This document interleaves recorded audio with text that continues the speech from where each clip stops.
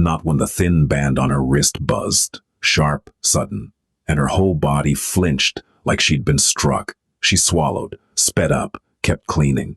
The Mafia boss watched her from the doorway. He noticed she never stopped moving, not once. And when she finally looked up and saw him, what crossed her face wasn't surprise. It was terror. Someone had turned fear into a system, and it was happening inside his house. Her name was Isolde Quintera. She was 31 years old, originally from a small town south of Puebla, Mexico, and she had been working inside the Voss estate for just over 4 months. She had been hired through an agency, or what had been presented to her as an agency, and placed in the household under the supervision of the head housekeeper, a woman named Prudence Ashford. Isolde had arrived with a single suitcase, a laminated work permit that she kept folded in the zippered pocket of her bag, and a quiet determination to send money home every 2 weeks to her mother, who was caring for Isolde's 7-year-old daughter. She had no car, no friends nearby, no phone plan that allowed international calls longer than 3 minutes. The estate was located 40 minutes outside of the nearest town, at the end of a private road lined with old-growth oaks. It sat on 12 acres of manicured land, surrounded by a stone wall and a security perimeter that Isolde had been told was for the family's privacy. She understood what that meant. She had known from the beginning that the man who owned the house was not a businessman in the way that word was normally used. The cars in the garage, the men who came and went at odd hours with hard fusses and careful hands. The way the phones worked, encrypted, rotated, discarded. She had seen enough to understand the broad shape of it, and she had made a decision that many people in her position made. It didn't matter. What mattered was the paycheck. What mattered was the money that left her account every 2 weeks and arrived in her mother's hands 3 days later. And what mattered was her daughter eating 3 meals a day, attending school with new shoes, sleeping in a bed with a real mattress. Everything else, the danger, the secrecy, the vast silence of the house at night, she could absorb. She had been absorbing things her whole life. What she had not anticipated was Prudence. Prudence Ashford was 53, tall, angular, and immaculate. She wore her graying hair pulled back in a tight bun and dressed in pressed black slacks and crisp white blouses that never seemed to wrinkle, no matter the hour. She had been the head housekeeper at the Voss estate for over 6 years, and in that time, she had cultivated an atmosphere of efficiency so complete that most people who visited the house didn't even notice the staff. That was the point. Prudence didn't scream. She didn't curse. And she didn't slam doors or throw things or raise her voice above a moderate instructional tone. She was, by all outward appearances, a professional. But professionalism, Isolde had learned, could be a weapon. It started in the first week. Small things, corrections delivered in front of other staff members, inspections of work that had already been inspected, a clipboard that appeared in Prudence's hand every time Isolde entered a room, as though her very presence required documentation. "You're 3 minutes behind on the east hallway," Prudence would say, without looking up. "Mark it." Isolde didn't know what mark it meant at first. She learned there was a system. A schedule so granular, it broke the day into 15-minute blocks, each one assigned to a specific task, each task assigned a completion standard, in each standard measured by something. Isolde didn't understand the metric. She only understood the consequence. If the block turned red on Prudence's tablet, there was a conversation. And the conversations were never loud, never angry, but they always ended with the same quiet sentence. "We wouldn't want any issues with your documentation, would we?" That was the thread, the invisible wire that Prudence pulled whenever she needed Isolde to bend. It was never a direct threat. It was a suggestion, wrapped in concern, sealed with a smile. "I know how hard it is for people in your situation," Prudence would say. "I'm trying to help you succeed here, but if you can't meet the standards, I have to report it, and reporting goes to the agency. And the agency Well, you know how these things work. Isolde knew how these things worked. One, she didn't argue. She didn't push back. She adjusted. She moved faster, worked longer, slept less. She stopped taking breaks, stopped sitting down during the day, stopped looking out the windows at the grounds because standing still in front of a window might look like she wasn't working.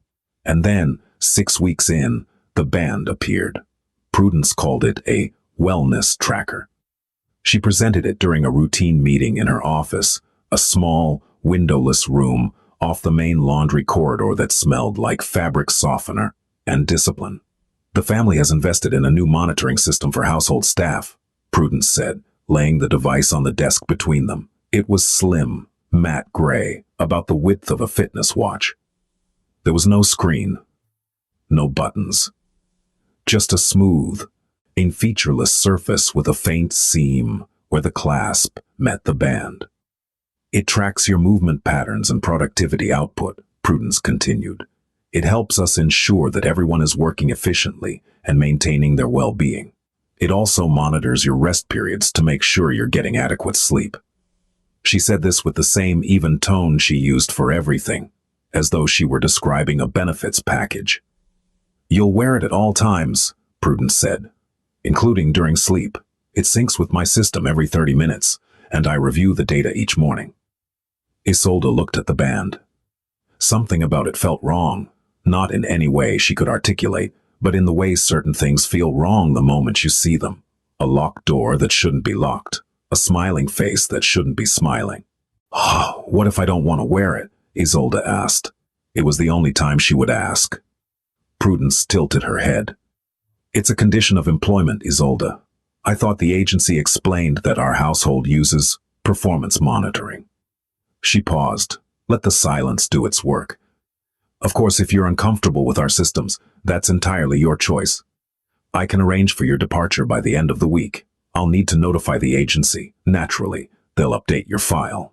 Isolde put on the band. It fit snugly against her wrist, just tight enough that she couldn't rotate it without effort. The material was smooth but not soft. It had a clinical quality, like a hospital ID bracelet. For the first 3 days, it did nothing but sit there. Isolde almost forgot about it. She cleaned, she cooked, she folded, she swept. And the band was just a band.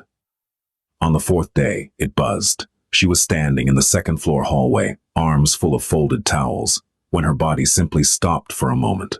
The way a body will stop when it's been moving for 11 hours straight. Not a break, not a rest, just a pause, a breath. The band vibrated against her wrist, quick, sharp, like a phone notification, but deeper, more insistent.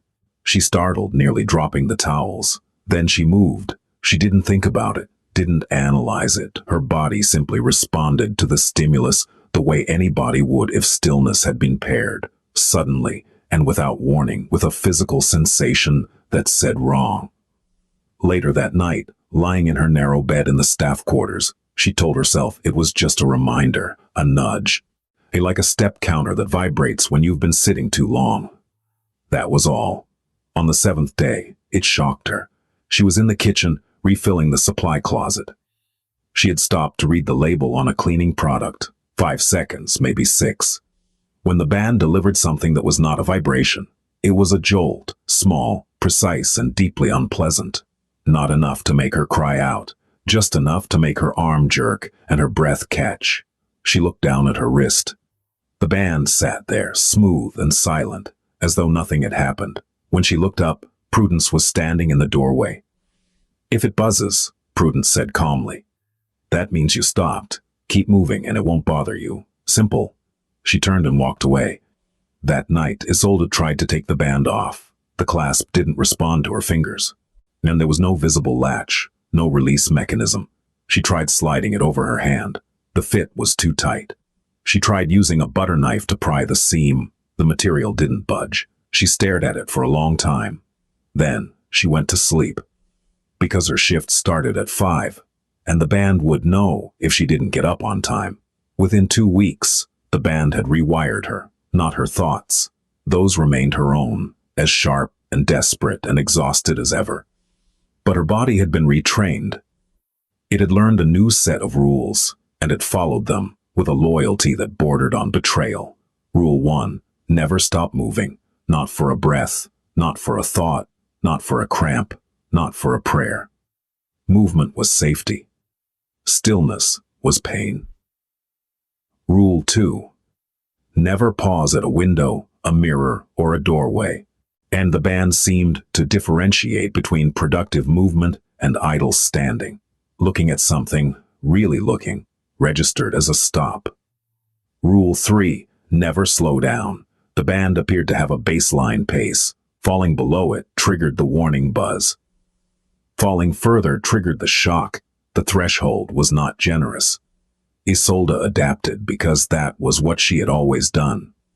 She learned to fold sheets while walking, to carry supplies with both arms so she never had to make 2 trips, to clean baseboards from a squat that allowed her legs to keep shifting, keep moving, keep the band satisfied. She stopped eating lunch. There was a designated break period, 30 minutes at noon, but the band buzzed halfway through every time, and after 2 shocks during meals, her body simply refused to sit at the table. She ate standing up, while I'm in the laundry room, spooning rice from a container, while her feet shuffled in small circles on the tile floor. She slept in intervals. The night mode that Prudence had mentioned tracked her movements even during rest, and if Isolde lay too still for too long, not asleep, but motionless, the band would issue a low, persistent vibration that dragged her back to awareness. She began sleeping in a light, anxious trance, never fully unconscious, never fully at rest. Her body twitched in the dark, her wrist tingled even when the band was silent, as though the anticipation of pain had become its own sensation. She began having nightmares, not the kind with monsters or falling, but the kind that were worse because they were ordinary. She would dream she was sleeping peacefully, deeply, her body loose and warm and still. And then the buzz would come, and she would wake up already moving, already on her feet, already walking toward the door before her eyes were fully open. The worst part was the gratitude. On the days when the shocks didn't come, when she moved fast enough, steadily enough, obediently enough to stay ahead of the system, she felt grateful, actually grateful, as though the absence of punishment was a gift, as though a day without pain was something she had earned, rather than something she was owed.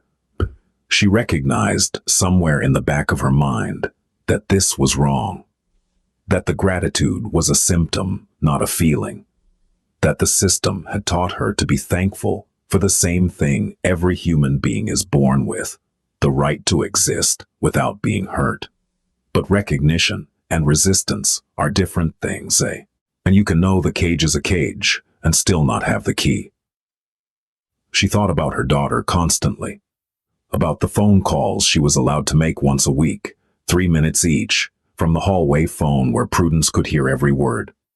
She had learned to keep those calls light, cheerful, full of the kind of easy lies that parents tell children to protect them from truths they're too young to carry. Mama's fine, mija. Mama's working hard. Mama will send money next week. She never told her daughter about the band. She never told her about the shocks, or the sleeplessness, or the cream she rubbed on her wrist every night in the laundry room while her feet shuffled in their small, desperate circles. Some truths are too heavy, even for the person carrying them. Giving them to a 7-year-old was unthinkable. And through all of it, the world above her continued as though nothing was wrong. The house was clean. The meals were prepared. The staff appeared efficient and content. When visitors came, and they did periodically, men in expensive suits with careful eyes, they saw a well-run household, nothing out of place, nothing to question. Prudence made sure of that. She ran the staff with a precision that looked from the outside like excellence. The schedules were detailed. The expectations were clear. The results were immaculate. If anyone had asked, she would have said and believed that she was simply maintaining standards, that the band was a tool, that the shocks were incentives, that the threats were motivation, that the woman who flinched at her own wrist every 7 minutes was simply someone who needed more structure. And that was the architecture of it, not cruelty for its own sake, That would have been recognizable, resistible, reportable. This was cruelty dressed in spreadsheets, abuse filed under performance metrics, a woman's terror logged as response time data, and no one noticed, because no one was looking. Leander Voss was not the kind of man people expected. The word mafia conjured images, Hollywood images mostly, loud men, gold chains, violence as punctuation. Leander was none of that. He was 44, lean, dark-haired, and so quiet in a room that people sometimes forgot he was there until he spoke, at which point they remembered immediately. He had inherited the organization from his father, who had inherited it from his father, who had built it from nothing in a country that treated immigrants like kindling. And the Voss family operated in logistics, real estate, construction, and several other industries that existed in the gray space between legal and everything else. They were not saints. They were not trying to be. But Leander had rules, not the kind written on paper, the kind carved into bone. You don't touch civilians. You don't use children. You don't profit from human desperation. You don't let power become cruelty. And you never, under any circumstances, allow someone under your roof to be abused. That last rule was personal. It came from a memory he never spoke about, a memory involving his mother, a man who was not his father, and a locked room on the second floor of a house in Queens that smelled like cigarettes and fear. He had been 8 years old. He had heard everything. He had been able to do nothing. And he was not 8 anymore, so when he began noticing things about the new maid, things that didn't add up, that nagged at him the way a wrong note nags at a musician, he did not dismiss them. He paid attention. The first thing was the movement. Isolde moved through the house like someone who was being chased by something invisible, not hurried in the way that busy people are hurried, purposeful, directed, efficient. This was different. This was compulsive, frantic, the kind of movement that comes not from having too much to do, but from believing that stopping will trigger something terrible. He noticed it in the way she turned corners, fast, always fast, like the hallway behind her might close, in the way she carried stacks of linens that were too heavy for her frame rather than making 2 trips, and in the way her eyes darted to her wrist every few minutes with an expression that was not checking the time. The second thing was the flinch. He was walking through the East Wing one afternoon when he heard a faint buzz, barely audible, like a phone on vibrate at the bottom of a bag. He turned the corner and saw Isolde standing near a window. Or rather, she had been standing near a window. In the half-second it took him to appear, she was already moving, already in motion, as though the buzz had injected adrenaline directly into her bloodstream. She hadn't seen him. She hadn't heard him. The buzz had been the only trigger, and her body had responded before her mind had time to process.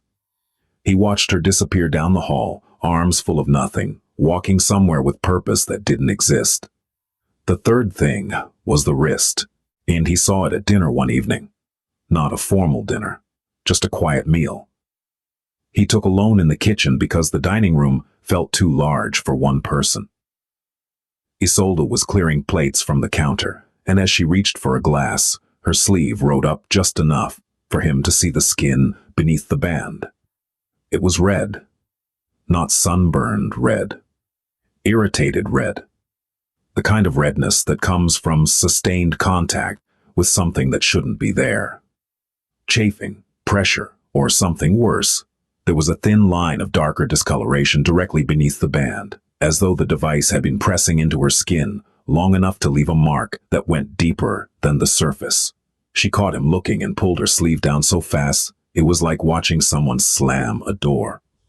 "It's nothing," she said before he'd asked. I didn't say anything," he replied. "It's a wellness tracker. The housekeeper gave it to all of us. It helps with scheduling." She said this in the flat, rehearsed cadence of someone who had practiced the explanation so many times it had become automatic. A verbal reflex, a lie that had been repeated enough to lose its edges. "It monitors my steps and sleep quality," she added. "It's very helpful." She was smiling. The smile didn't reach her eyes. It didn't even reach her cheeks. It sat on her mouth like a mask that had been placed there by someone else. "Does it bother your skin?" he asked. "No, sir." "You're sure?" "I'm sure, sir. Thank you." She left the room faster than she'd entered it, and the faint buzz from her wrist trailed behind her like a leash made of sound. Leander didn't ask anyone about the band. Not yet. He was a patient man. Patience was what separated him from the men who came before him, the ones who acted on impulse and ended up in concrete or courtrooms. He understood that information gathered too quickly was often information gathered wrong. Instead, he watched. Over the next several days, he adjusted his routine so that his path through the house intersected with Isolde's more frequently. He took his coffee in the east wing instead of the study. He walked the second floor in the early morning instead of going straight to the gym. He found reasons to be in rooms where she was working, not hovering, not interrogating, just present. And what he saw confirmed what he'd feared. She never sat down, not once, not in the kitchen, not in the hallway, or not in the staff lounge that had been set up with chairs and a small table specifically for breaks. He saw other staff members, the cook, the groundskeeper, the part-time cleaner who came 3 days a week, sitting, resting, talking, eating, normal human behavior. Isolde was never among them. She ate standing up, always in motion, always in a room where she couldn't be seen from the main hall. He caught her once in the laundry room, spooning something from a small container, while her feet moved in a slow, mindless shuffle, left, right, as though some part of her brain was counting the steps, even while the rest of her tried to swallow food. He noticed the way her hands trembled when she was tired, which was always. He noticed the shadows under her eyes, not the kind that come from one bad night, but the kind that build over weeks of sleep that never quite arrives. He noticed the way she startled at sounds that weren't loud, a door closing, a phone ringing, a voice from another room. He noticed most of all the way she looked at Prudence. It wasn't anger. It wasn't resentment. It was the look of an animal that has learned which human controls the food and the fence. Attentive, anticipatory. Afraid, when Prudence entered a room, Isolde's speed increased, her posture changed, her eyes dropped to the floor, and her hands found work, any work, all work, it didn't matter what, as though the mere presence of the head housekeeper activated a survival protocol buried so deep in her nervous system that consciousness was no longer required. One evening, Leander found Isolde in the downstairs bathroom adjacent to the laundry room.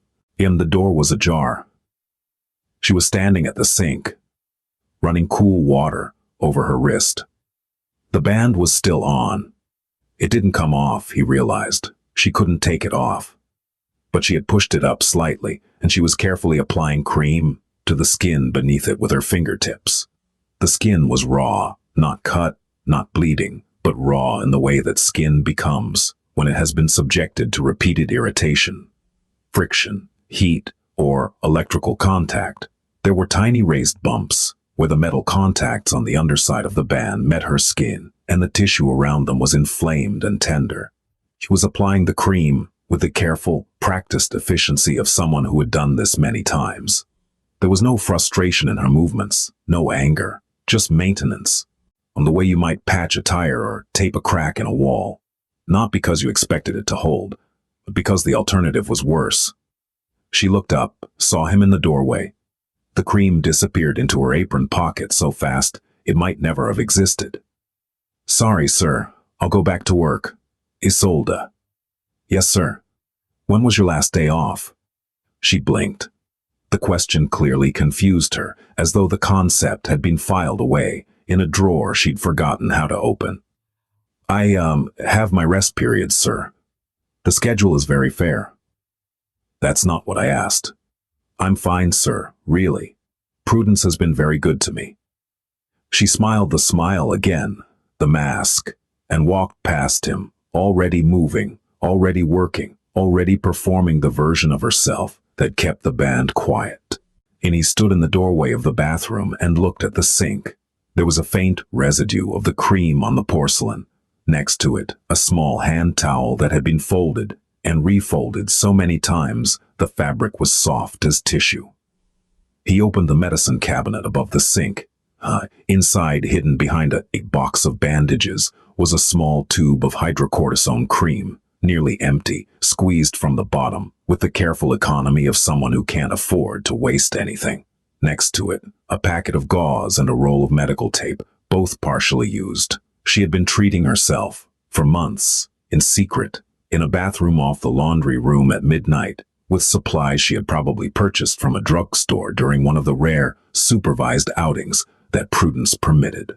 She had built a small, private medical station in a house that had a full first aid room upstairs, a room she apparently didn't feel safe using, because using it would mean admitting that something was wrong, and admitting that something was wrong would mean facing the woman who had told her that wrong was a word reserved for people with options. Leander closed the cabinet.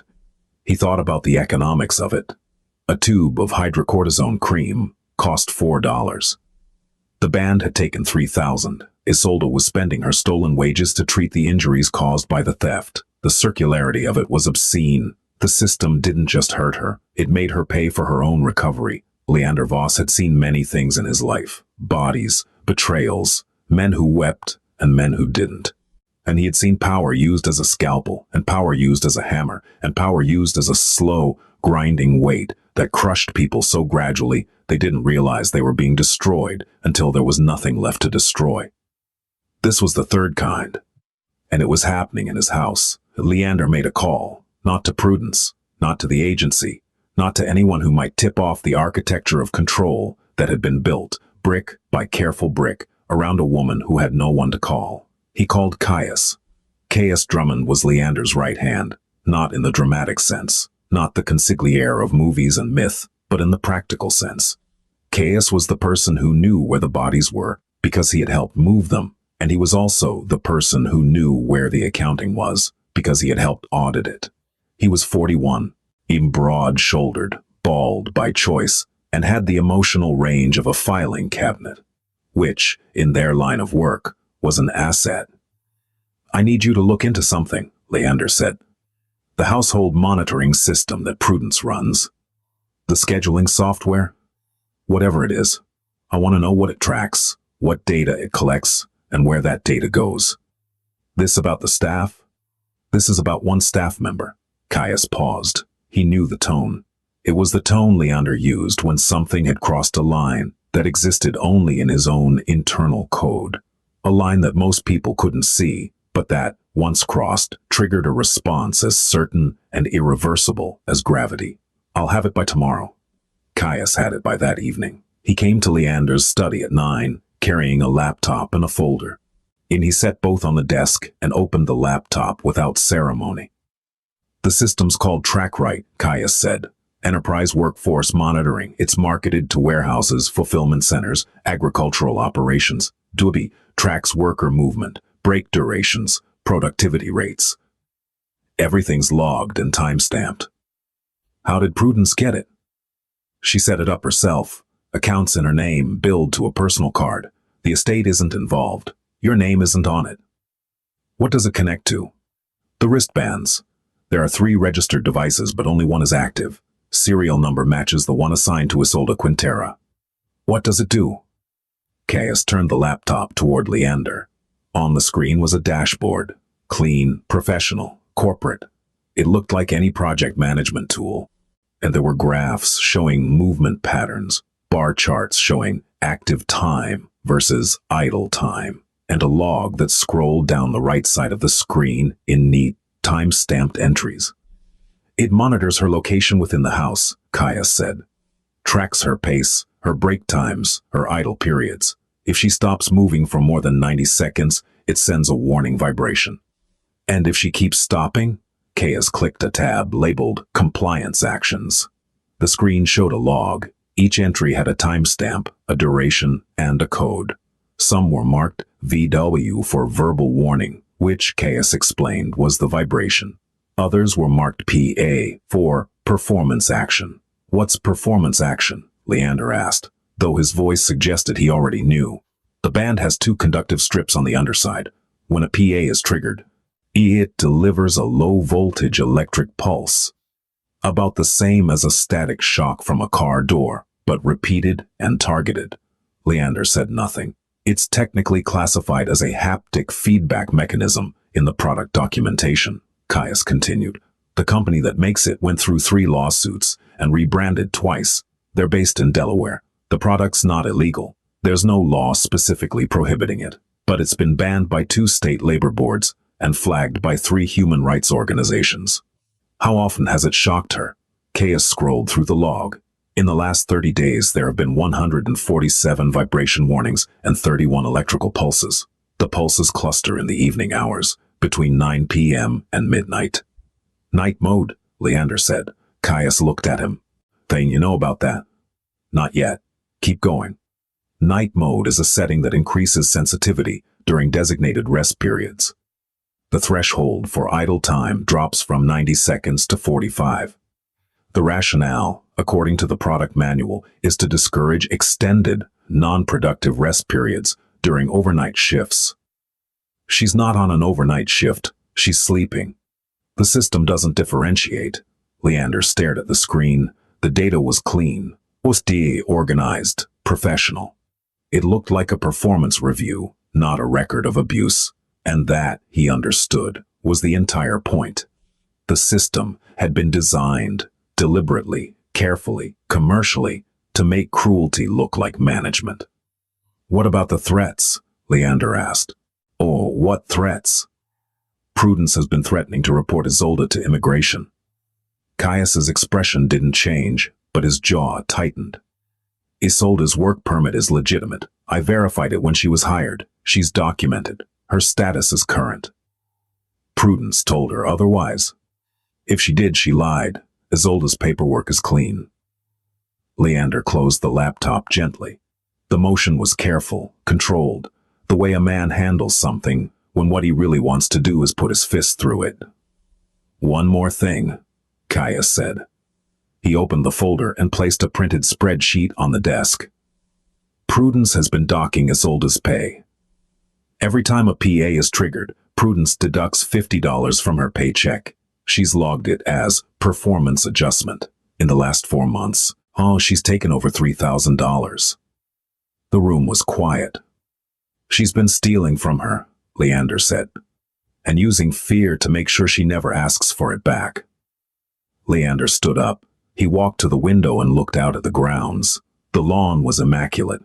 The gardens were trimmed.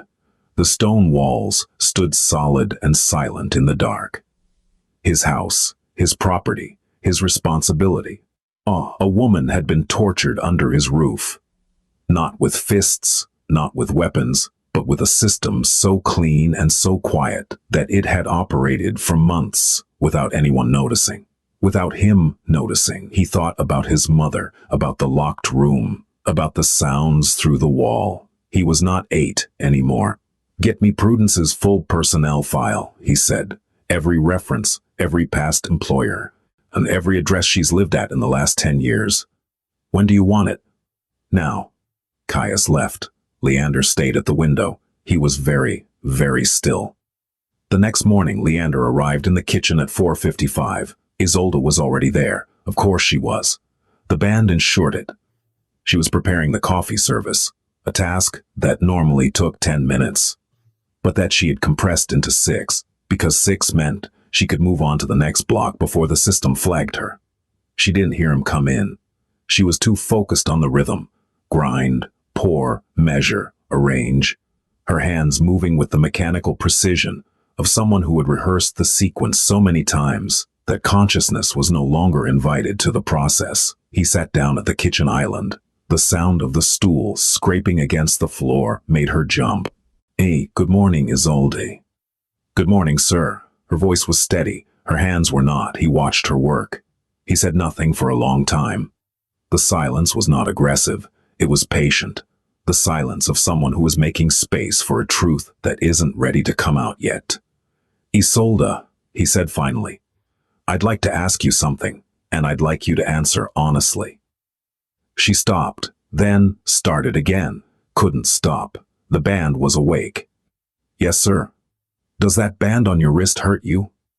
The question landed in the kitchen like a stone dropped into still water. Isolde's hands paused, just for a moment, just long enough for the fear to register and the reflex to kick in. And then she was moving again, wiping a counter that was already clean. "It's a wellness tracker, sir. It monitors my—" "I know what Prudence told you it is." His voice was quiet, not angry, worse than angry. "I'm asking what it does." Isolde's jaw tightened. Her eyes dropped to the counter. The band buzzed, faint, insistent, demanding, and her feet shuffled, maintaining the minimum pace. "It helps me stay on schedule," she whispered. "Isolde. It buzzes if I stop too long. That's all. It's normal. Lots of places use them." "Does it shock you?" Silence. "Isolde, does that band deliver electric shocks to your wrist?" Her breathing changed. It was subtle, a shift from the controlled, steady rhythm of someone who has learned to make their body invisible, to the shallow, uneven breathing of someone whose body has just been told that the invisible thing has been seen. She didn't answer. She couldn't. And the lie was ready. It was always ready, sitting behind her teeth like a guard dog. But something about the way he asked, something about the way he was sitting there at 5 a.m, looking at her like she was a person and not a function, made the lie impossible to release. A tear fell onto the countertop. She wiped it immediately. Another one fell. She wiped that too. The band buzzed. She kept cleaning. "Sir, please," she said, and her voice cracked. "I need this job. I have a daughter. If Prudence finds out, Prudence won't find out anything. She'll call immigration. She said she would. She said my papers aren't—" "Your papers are fine. Your work permit is legitimate. I verified it myself." Isolde stopped, actually stopped. The band buzzed. She didn't move. It buzzed again, harder. She still didn't move. "My papers are real," she whispered. "They've always been real." Something broke, not loudly, not dramatically. There was no collapse, no sobbing, no falling to the floor. The break was internal, structural, the quiet failure of a load-bearing wall that had been holding up a building, made entirely of fear. She stood there in the middle of the kitchen and didn't move, and the band buzzed, and she didn't move, and it buzzed again, and she didn't move. And then, for the first time in 4 months, her body was still, not frozen, not paralyzed, still. The way a person is still when they've been running for so long that stopping feels like a new kind of breathing. The band delivered a shock. She flinched, but she didn't move. Leander watched the shock register on her face, the quick jerk of pain, on the reflexive clench of her jaw, and something in his expression changed. It was subtle. If you didn't know him, you might have missed it. But if you did know him, if you knew the landscape of his face the way Caius did, or the way his late father had, you would have recognized it immediately. It was the expression that came before a decision, not a question, not a consideration, a decision. He stood up, walked around the island, stopped in front of her. "Give me your hand," he said. She looked at him. The terror was still there. It would be there for a long time. But there was something else now, too. Something thin and fragile and desperate, like a chute breaking through concrete. She held out her wrist. Leander looked at the band, looked at the raw skin beneath it, looked at the small, imprecise burns where the conductive strips had been pressing into her flesh for months. He took her hand gently, more gently than his hands should have been capable of, and examined the clasp. There was no latch, no button, no visible release. He reached into his pocket and pulled out a small folding knife, not a weapon, a tool. The kind of blade that had opened 1,000 boxes, cut 1,000 cords, solved 1,000 small problems. He slid the blade under the band, carefully, and cut. The band fell to the counter with a small, plastic sound. The sound of a thing that had been more powerful than it had any right to be. Isolde looked at her bare wrist, at the red, irritated skin, at the small marks that would take weeks to fade and longer to forget. She pressed her free hand over her mouth. And then she cried, not quietly, not politely, not in the practiced, invisible way she had learned to cry in the laundry room at midnight with a towel pressed against her face. She cried the way a person cries when the thing they've been holding back finally becomes too heavy to carry. Leander didn't touch her, didn't hold her, didn't tell her it was okay. He just stood there, solid and present and furious, not at her, never at her, and let her have the moment. When the crying slowed, he spoke. You're going to take today off. You're going to eat. You're going to sleep. And you're not going to wear that thing ever again. But Prudence, I'll handle Prudence. Leander didn't summon Prudence to his office. That would have been the expected move. The formal approach, the power dynamic of a desk between them, the architecture of authority. Instead, he went to her. He found her in her office at 8:15, seated behind her small desk, reviewing the morning's data on her tablet. The TrackRight dashboard was open. Isolde's name was highlighted in yellow, flagged presumably because the band had stopped transmitting. Prudence looked up when he entered. She didn't stand. She didn't smile. She assessed, the way she always assessed, cataloging his expression, his posture, the temperature of the room. Good morning, Mr. Voss. I noticed an anomaly with one of the monitoring devices. I was just about to sit down, Prudence.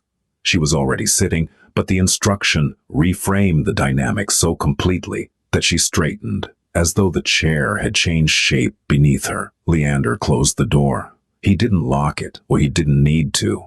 I removed the band from Isolde's wrist this morning, he said. I cut it off. Prudence's expression did not change. She was very good at that, at maintaining the mask of professionalism, even when the structure beneath it was shifting. But her hands, resting on the desk, pressed slightly into the surface. I see, she said. May I ask why? Because it was shocking her. The device provides haptic feedback for... It was shocking her, Prudence, electrically, 31 times in the past month, mostly at night, while she was trying to sleep. The night mode parameters were set within the manufacturer's recommended. You increased the sensitivity during sleeping hours so that normal rest would trigger a punishment response. You turned a human being's sleep into a violation. Prudence opened her mouth, closed it. Opened it again. Mr. Voss, I understand your concern, but I assure you that the system is designed to optimize productivity. The literature clearly states, Prudence. His voice had not risen. It had not sharpened. If anything, it had gone lower, quieter, which was worse. I'm not interested in the literature. I'm interested in the fact that a woman in my house has been tortured for 4 months, and you logged it as performance data. Tortured is a very strong. You shocked her when she stopped moving. You shocked her when she tried to rest. You docked her pay every time the system registered what you called a failure. You stole over $3,000 from her wages, and you kept her compliant by telling her, falsely, that her immigration status was at risk. Prudence's face went through a series of rapid adjustments. Surprise, calculation, indignation. And then, finally, the expression she settled on.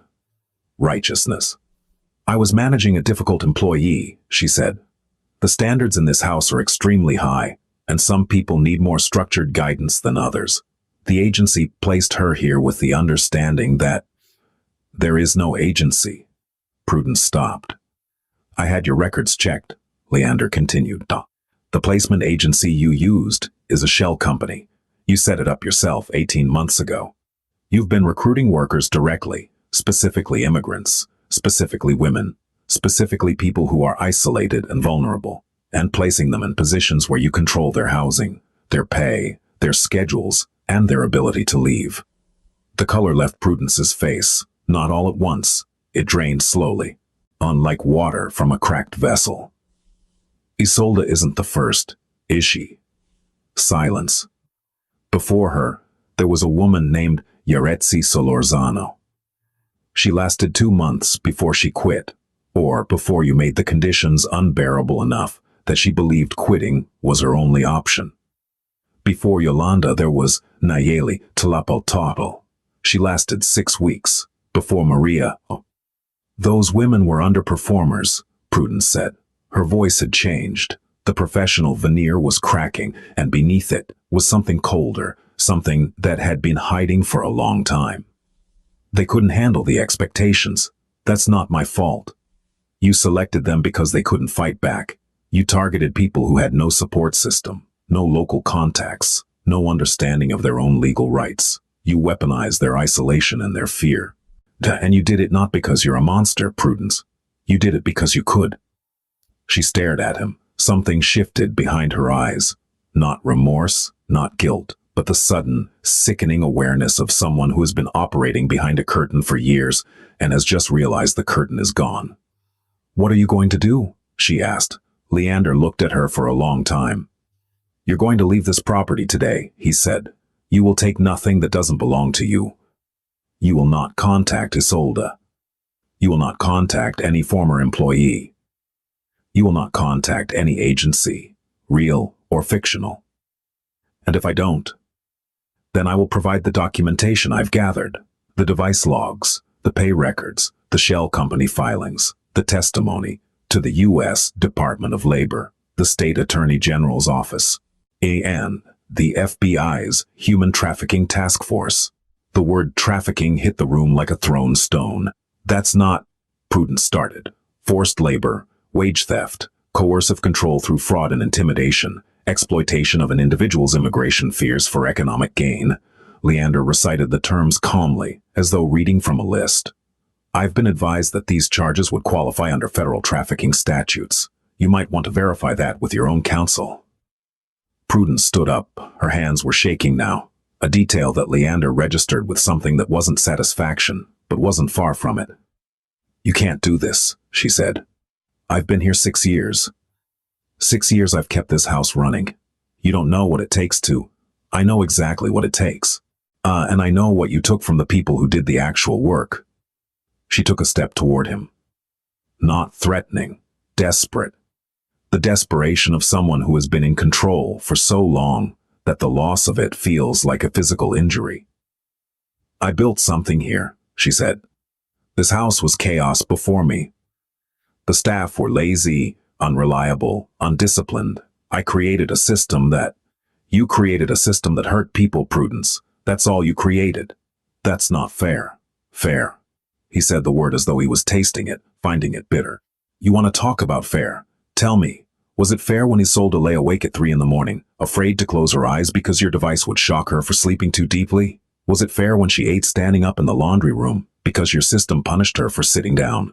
Was it fair when she rubbed cream on electrical burns at midnight in a bathroom the size of a closet because she couldn't use the first aid room upstairs without you knowing?" Each question landed like a strike. Not loud. Not violent. Precise. Prudence's mouth opened and closed. The righteousness was fracturing. Beneath it, something else was emerging. Not guilt, not quite, but the cold recognition of someone who is seeing their own actions reflected in a mirror they can't look away from. "She could have said something," Prudence whispered. "She could have come to you." "She couldn't. That's the point. You made sure she couldn't. You took every exit and locked it. That's not management, Prudence. That's a cage." The room was quiet. "You have 2 options," Leander said. "You have 2 options," Leander said. "You leave today, in quietly, with your belongings and nothing else. Or I hand everything I have to federal investigators, and you leave in a very different way." He paused. "Let the weight of it settle." "One more thing," he said. "The $3,000 you stole from Isolde. It will be returned to her account by the end of the day. From your account. Caius will provide you with the transfer details." He walked to the door. "You have 2 hours." He left. Prudence Ashford left the Voss estate at 10:23 that morning.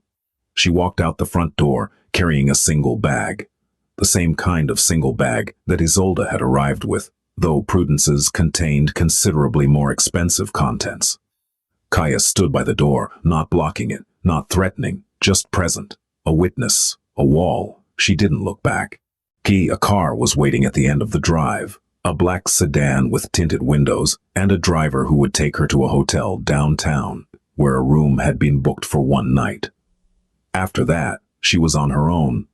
The system was dismantled that same day. Caius personally oversaw the process. The TrackRight account was deleted. The data was downloaded first. Caius kept copies of everything, always. But the live dashboard, the monitoring protocols, the night mode settings, the compliance logs, all of it was wiped. The band itself, the small, gray device that had controlled a woman's body for 4 months was placed in a clear plastic bag and locked in the estate's security safe. Evidence, in case it was ever needed. The household staff were assembled in the main kitchen at noon. There were 5 of them, including Isolde. Leander addressed them personally, which was unusual. He typically left household matters to the housekeeper, for obvious reasons. He told them that Prudence had been terminated. He told them that the monitoring system had been deactivated. He told them that their schedules would be restructured, that their pay would be reviewed, and that anyone who had experienced anything inappropriate was welcome to speak with him directly, without fear of consequence. He said this in English and then repeated it in Spanish because he spoke both fluently, a fact that surprised some of the staff, though it shouldn't have. His grandmother had been Mexican. The language was as much a part of him as the silence.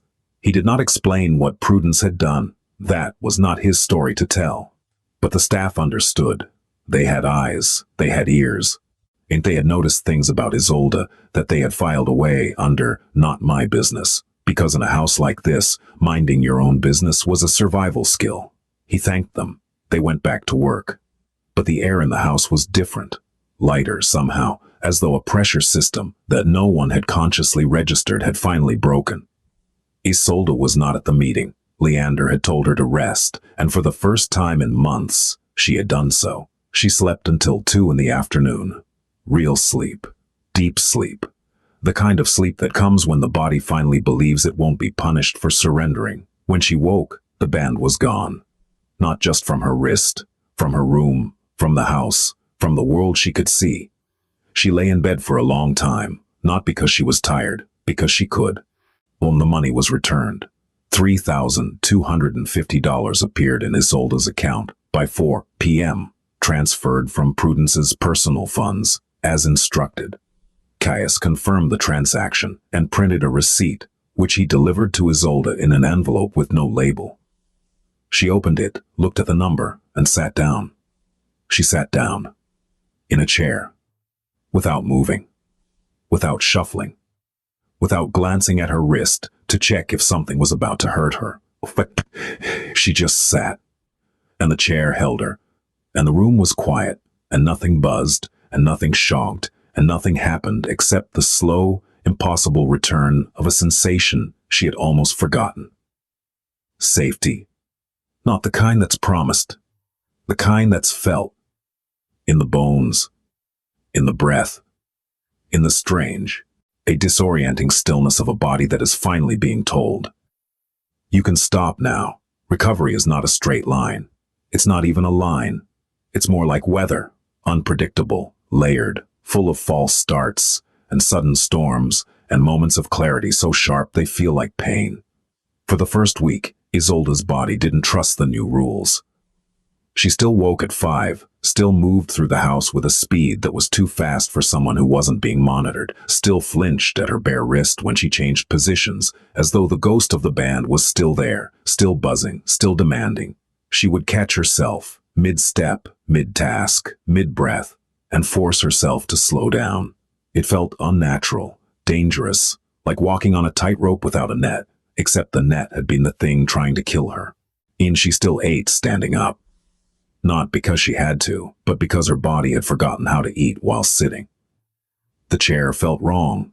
Too still, too passive, too much like the kind of rest that used to be punished. She had to retrain herself, the way a person retrains a hand after a fracture. Slowly, deliberately, with the patience of someone who understands that healing is not the same as forgetting. Leander noticed. Of course he noticed. He noticed everything, but he didn't push, didn't hover, didn't try to fix her with words or gestures, or the kind of well-meaning attention that can, for someone who's been controlled, feel like a different kind of surveillance. He gave her space. Real space. The kind that isn't just distance, but permission. He told her she could take as many days off as she needed. She took one. Then she came back to work, because work was the one thing that had always been hers, the one thing that existed before Prudence, before the band, before the fear. She didn't want to lose it. She wanted to reclaim it. But the work was different now. She moved at her own pace. She took breaks, real breaks, sitting down, drinking water, looking out the window at the grounds without the terror of being measured for it. She ate lunch in the kitchen with the other staff, slowly at first, then, with more ease, her body gradually accepting that the chair was safe, that stillness was allowed, that the absence of pain was not a trap. She called her daughter on a new phone that had appeared on her bedside table one morning, or prepaid. Unlimited international minutes, no note attached. She didn't need one. And the first call lasted 45 minutes. She cried for most of it.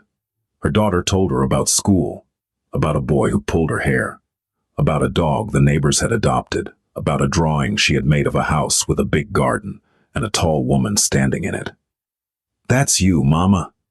Isolde laughed, the sound surprising her, as though she'd forgotten it was something her body could produce. She started calling every day, not because she needed to, because she could, because no one was timing her, because no one was logging the minutes, because the phone was hers, and the time was hers, and the voice on the other end was the only sound in the world that had never been weaponized. Her mother asked once if everything was all right. Isolde said yes. This time it wasn't a lie. She began to notice things she had stopped seeing. In the way sunlight moved across the kitchen floor in the morning. The smell of the gardens after rain. The texture of the linens she folded, not as a task to be completed before the next block turned red, but as a physical sensation. Cotton. Cool. Soft. She noticed that the other staff members talked to each other, laughed, complained about traffic and weather and television shows, ordinary things. The currency of ordinary lives. She had been living in the same house as these people for months and had never participated in a single casual conversation because casual required stillness, and stillness was not allowed. Now it was allowed, and it was terrifying and wonderful and strange.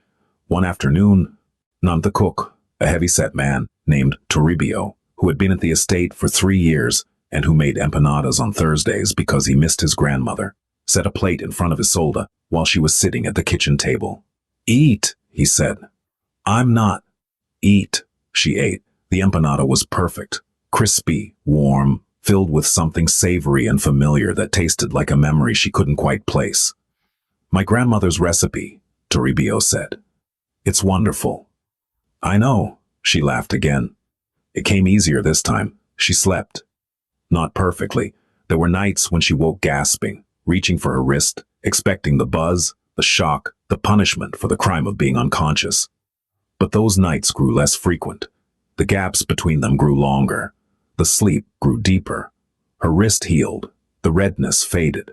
And the small burns where the conductive strips had pressed into her skin flattened and paled, becoming marks that could be covered by a watch or a bracelet or left bare because they were hers, and she got to decide.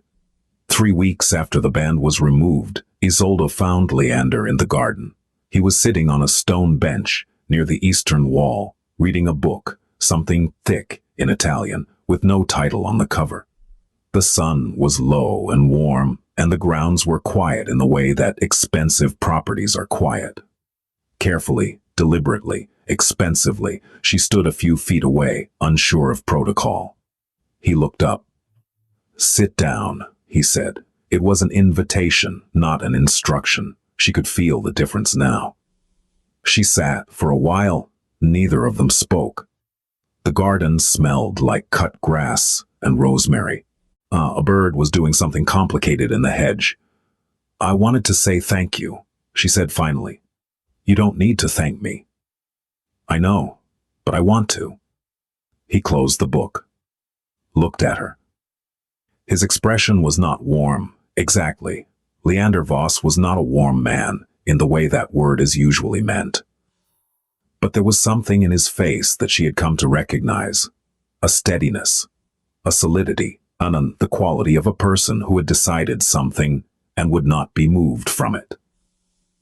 "Can I ask you something?" she said. "Yes." "Why did you notice?" He was quiet for a moment. The bird in the hedge finished its complicated business and flew away. "Because I know what it looks like," he said, "when someone is too afraid to be still." She didn't ask what he meant. She didn't need to. And some understandings don't require explanation. They exist in the shared language of people who have known what it's like to live inside someone else's rules. "Can I tell you something?" she said. "Of course." The worst part wasn't the shocks. The worst part was that I started to believe I deserved them. That I was slow. That I was lazy. That the band was right and I was wrong, and the only way to be good enough was to never stop. She looked at her wrist. The marks had faded to thin, pale lines, barely visible unless you knew where to look. "She turned my body against me," Isolde said. "She made me afraid of my own stillness. Like my body was the enemy, and the only way to be safe was to keep punishing it." Leander didn't respond right away. When he did, his voice was quieter than she'd ever heard it. "And that's what control does," he said. "It doesn't just take your choices. It makes you forget you ever had them." They sat in the garden for 20 more minutes. Isolde didn't say anything else. She didn't need to. She was sitting, in a garden, with her bare wrist resting on her knee. And nothing buzzed. And nothing shocked. And the only sound was the wind in the trees and the distant hum of a house that was finally, quietly, safe. Months later, Leander would receive a letter from the Department of Labor confirming that an investigation had been opened into Prudence Ashford's activities. The letter was formal, bureaucratic, and bloodless, the kind of document that reduces a woman's suffering to case numbers and statute citations. Caius had provided them with everything: the device logs, the pay records, on the shell company paperwork, the testimony of 3 former employees who had been found, contacted, and assured, in their own languages, by people who understood their fear, that speaking up would not destroy them. Prudence would face charges, not the dramatic kind, not the cinematic perp walk, not the headlines, the quiet kind, the kind that grinds slowly through a system that is, for all its flaws, occasionally capable of recognizing that what happened in that house was not management. It was not discipline. It was not performance optimization. It was a woman, alone, being punished for being still, and a man who noticed, and a band that was finally, permanently silent. Isolde stayed at the estate, not because she had nowhere else to go. Leander had made it clear that she could leave whenever she wanted, in that he would help her relocate, help her find housing, help her with whatever she needed. He offered it plainly, without conditions, without the kind of generosity that expects a receipt.